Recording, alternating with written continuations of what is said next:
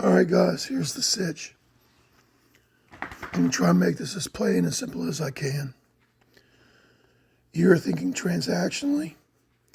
You don't know the hell and the massive clusterfuck that they're dealing with in collegiate athletics with two things that never should have been implemented at the same time. That's the NIL, which is basically pay for play and get as much as you can. And then free agency, which is the transfer portal. Look at Major League Sports and see what's that done. They had to have a wealth of resources to even manage arbitration in Major League Baseball. You are not looking at this problem of collegiate athletics. You're looking at a transaction because they haven't done what you wanted immediately.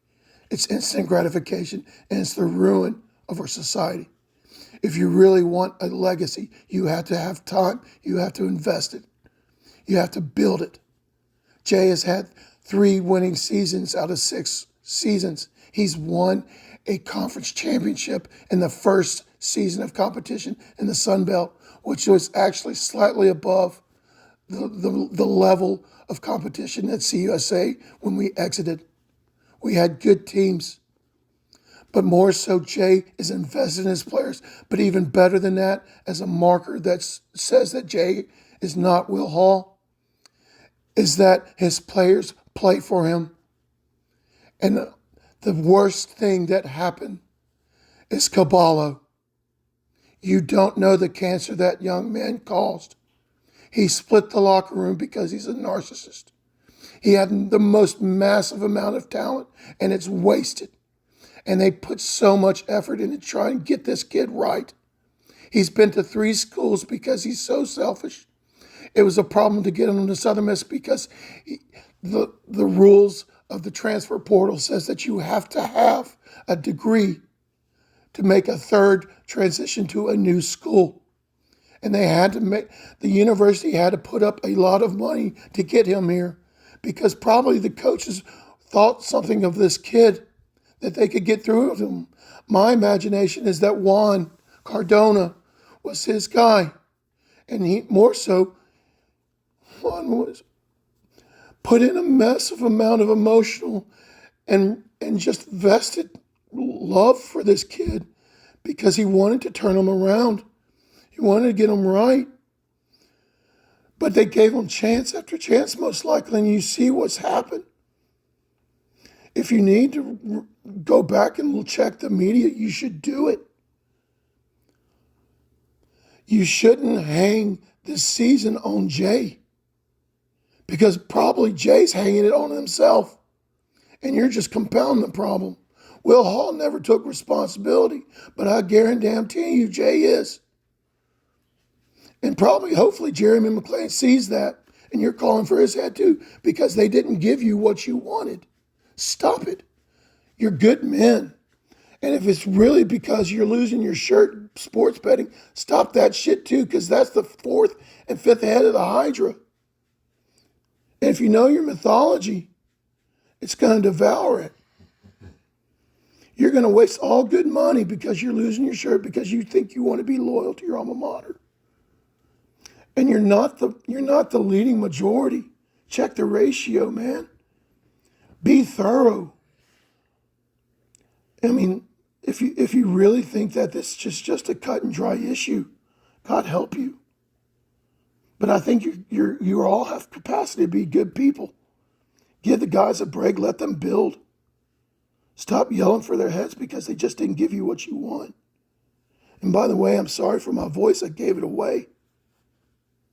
Not because I expected them to meet some type of wild expectation. My expectation was them to compete and to put a positive end on a hard, hellish season that nobody should have to go through because the kids shouldn't be that selfish and ruin a program and have to have chance after chance.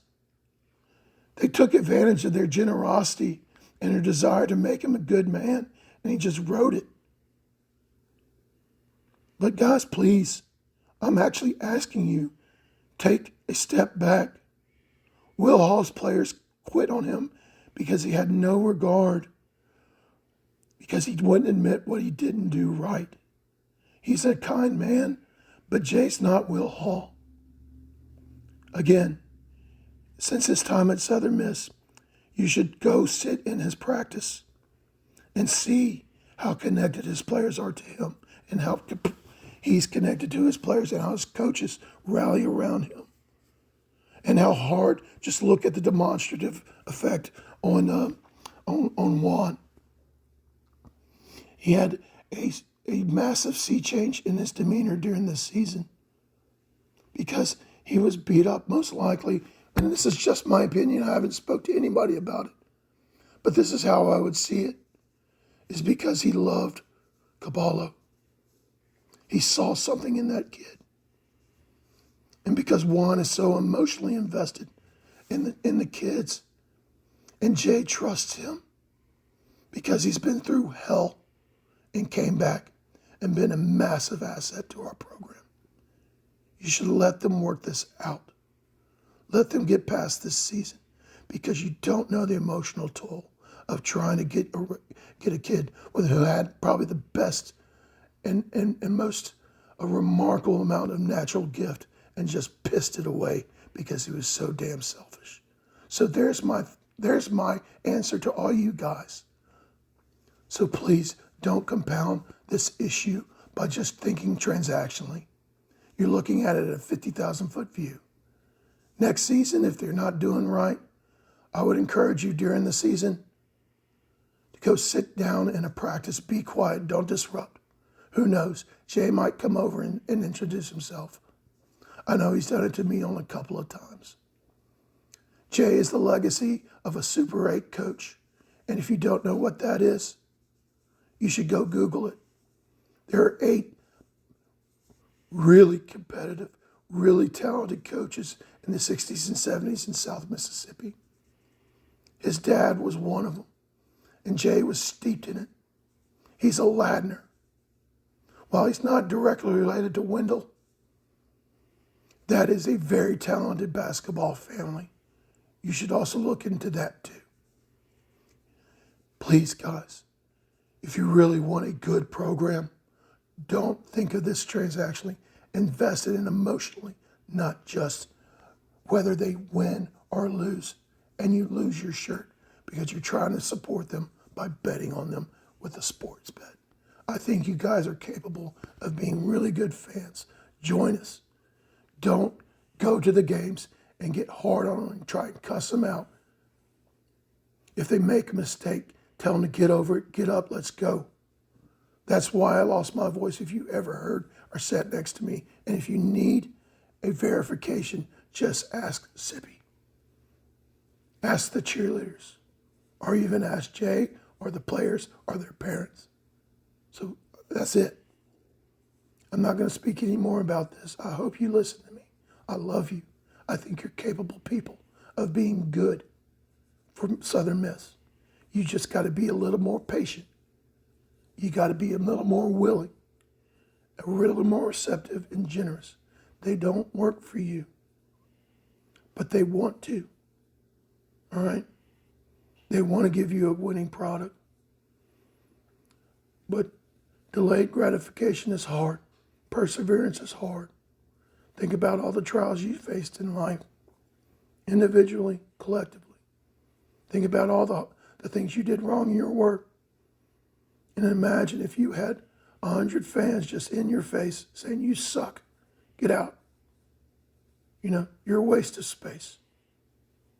And then it's just so easy just to turn on a dime and just dispose of somebody like their toilet tissue.